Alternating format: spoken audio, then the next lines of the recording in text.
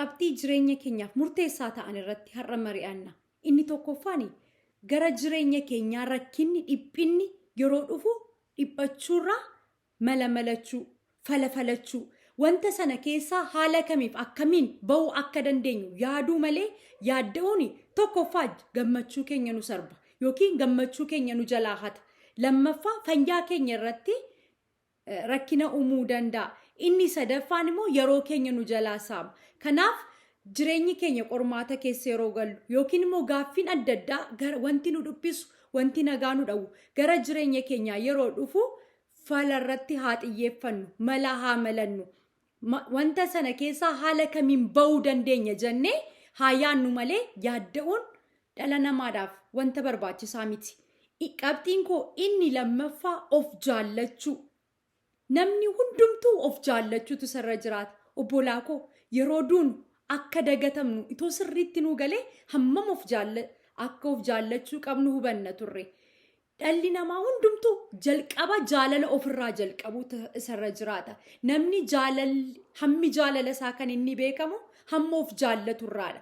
Of jaallachuu jechuun ofiif kabaja qabaachuu, ofiif ulfina qabaachuu, gatii ofii bareechanii beekuu, of gammachiisuu, sirrimatti of kunuunsuu, ofitti faallaa deemuu dhiisuu, ofiif amanamummaa qabaachuudha. Yoo ati ofiif amanamummaa qabaatte namni si amana. Yoo ati of kabajjatee namni si kabaja.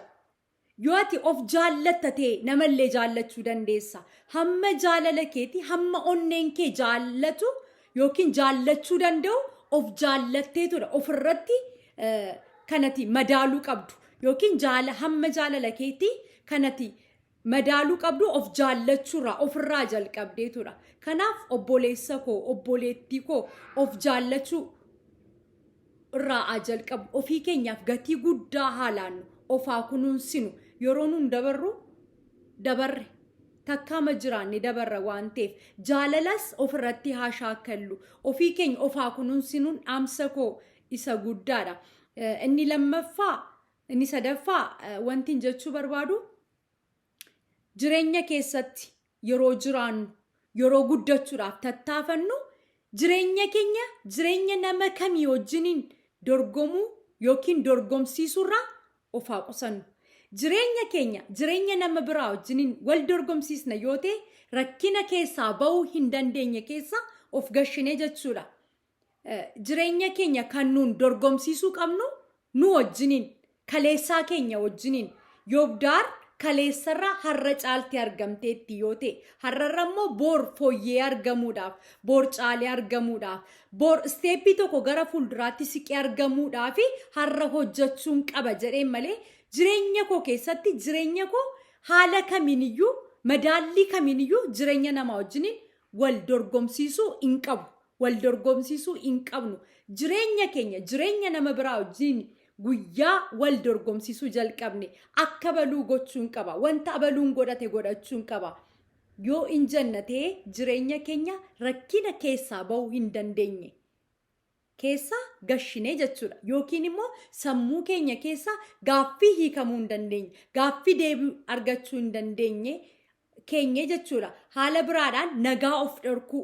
Namni yeroo of ta'uudha kan inni gammadu. Of ta'uun ofiif jaalala qabaachuudha. Of ta'anii jiraachuun immoo dorgommii ofii wajjiniin godhachuu. Kaleessa keenyaa wajjiniin godhachuu.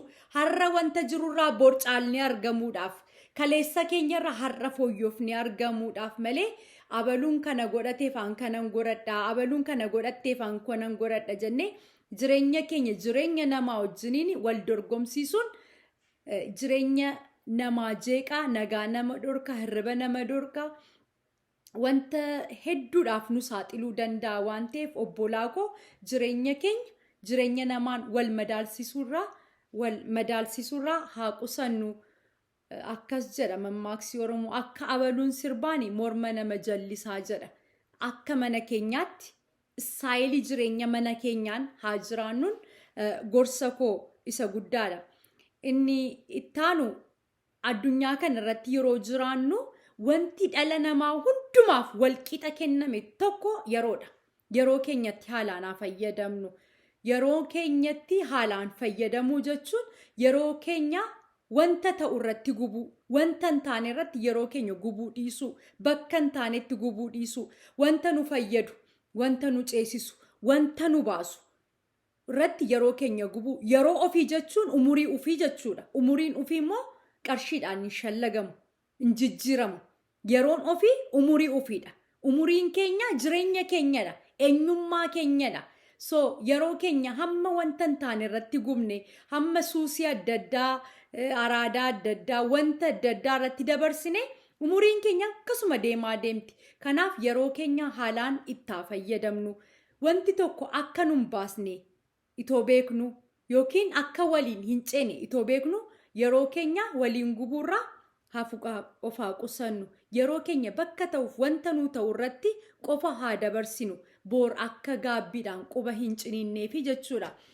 Yeroo keenyatti haalaan fayyadamnee wanta karoorfanne boor jechuurraa har'a jalqabnee wanta goonu irratti tattaafanna taanaan jireenya keenya guutuu akka gammannu akka gaabbiidhaan quba hin ciniinne nu godha. Boor yoo jennatee boor jechuun guyyaa gara biraadha. Umurii keenya keessaa guyyaa jalqabaa, umurii nu hafte keessaa guyyaa jalqabaadha. Kanaaf waa boor jennee bushachuurraa ofaa qusannu.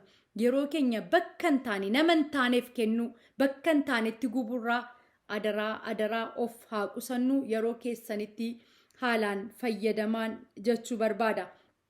Inni kaani yeroo tokko in karoorfannaa,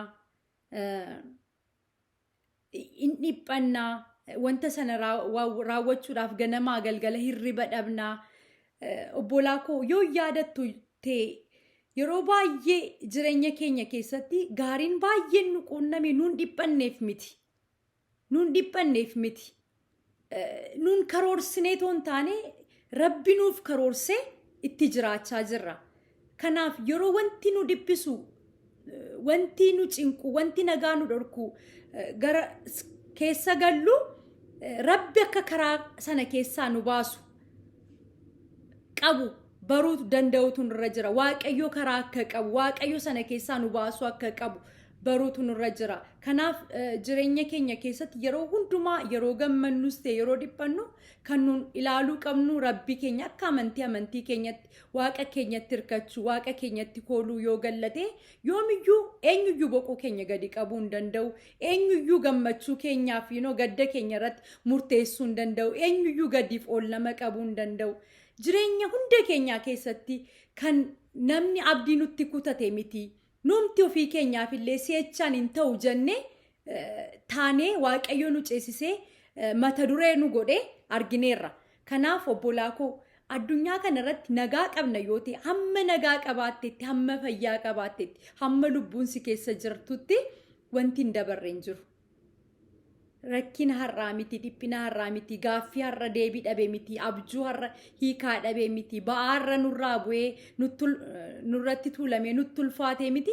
Addunyaan kun iyyuu hin darba. Wanti hundumtuu boor akka darbu barreetu abdiidhaan jiraachuu. Wanta har'a nurraa eegamu gochuudha malee abdii kutachuu, dhiphachuun dhala namaadhaaf barbaachisaa miti. Yeroo hundumaa wanta hundumaa irratti waaqayyo karaa qaba. Waaqayyo keessa nama dabarsaa. Kanatti amananii amantii keenyatti yeroo hirkannu namatti hirkachuurra waaqayyotti hirkachuu. Namni nama jalaa goree nama kuffisaa. Namni nama jalaa yaada isaa jijjiiruu danda'a. Namni waaqayyo garuu Rabbi garuu akkasiin miti. So yeroo hundumaa wanta gaaffii jireenya keenya keessatti dhufu hundumaa gara waaqayyo keenyatti haa dhiyeessinuun dhaamsa koodha. Inni kaani bara dargaggummaa keenyaa yeroo keenyatti fayyadamnee hojjannee bara humna qabnu yoo ol ka'anii fuudhuu jedha Oromoon. Yoo ol ka'anii fuudhu. Yoo waa ol ka'an malee ka'anii hin fuudhan. Wanta ka'an barbaadu. Kanaaf waa ol kaawwachuu haa amaleeffannu, borii keenyaaf haa yaannu. Yeroo jiraannutti ilaallachaa haa jiraannu jechuu barbaada. Inni dhumaa dhalli namaa kan inni madaalamu amala isaadhaanidha.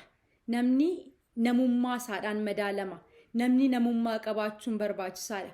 Namni namummaa qabu naamusa qaba. Namni namummaa qabu ofiifis kabaja qaba, namaafis kabaja qaba.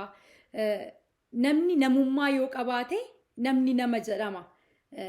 Namni yerootti kooluu gallu, namni bifa isaadhaan kooluu hin galiin, namni qabeenya isaadhaan, namni aangoo isaadhaan, namni qarshii isaadhaan of jaja yoo ta'e inni badiisadha. So amala keenya, jireenya keenya, ba'umsa keenyaaf galumsa keenya namummaadhaan haa guudnu, amala haa qabaannu, naamusa haa qabaannu. Namni naamusa qabu namaaf furmaata, firaaf furmaata, biyyaaf furmaata, gaaffii namaaf deebii ta'a.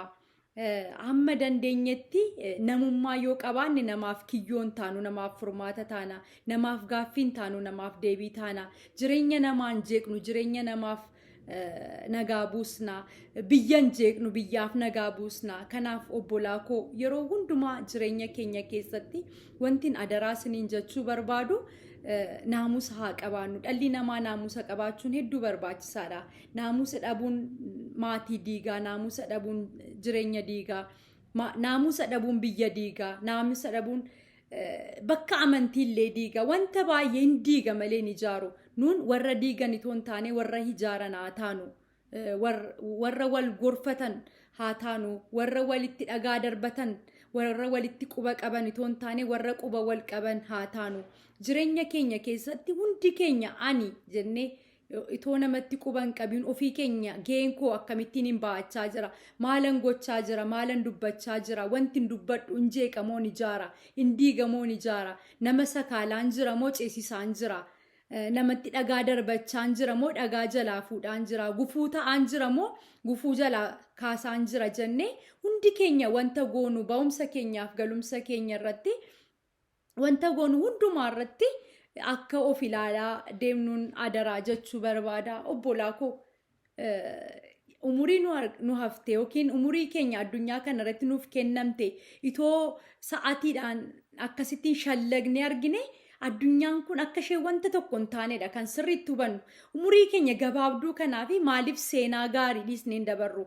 Namni kamiyyuu hin dogoggoraa, namni kamiyyuu way keessa galuu danda'a. Wanti guddaan fooyya'anii jijjiiramanii argamuudha. Kanaaf yeroo hundumaa dhaloonni haaraan keessumaa ijoolleen yaangii jenereeshinii warri boor biyya bulchitan, warri boor biyya maatii taatan, warri boor abbaa taatan, warri boor haadha taatan, warri boor haadha siinqee abbaa gadaa taatan, warri boor biyyaaf furmaata, namaaf furmaata, dhalootaaf furmaata taatanii har'arraa of ilaaluu, har'arraa of ijaaruu, har'arraa of utubuu, har'arraa gaarummaa of sooruu, har'arraa wanti qajeelummaa of sooruun hedduu barbaachisaadha. Wanta har'a sammuu ofii keessa ol kaawwatan boor fuudhuu dandeessu waan ta'eef.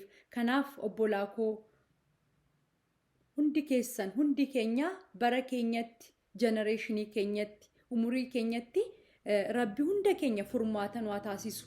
Hundaaf furmaata haa taanu, deebii haa taanu, harka walaa qabnu, quba walitti qaburraa quba walaa qabnu, walaa gorfannu. Wanta hundumaa keessumaa sooshaal miidiyaa qajeelummaaf qofa haa fayyadamnu. Ofiif kabaja haa qabaannu, of haa jaallannu, dhiphachuurraa of haa qusannu. Wanta nu dhiphisu rabbii keenyatti dabarsinee haa laannu.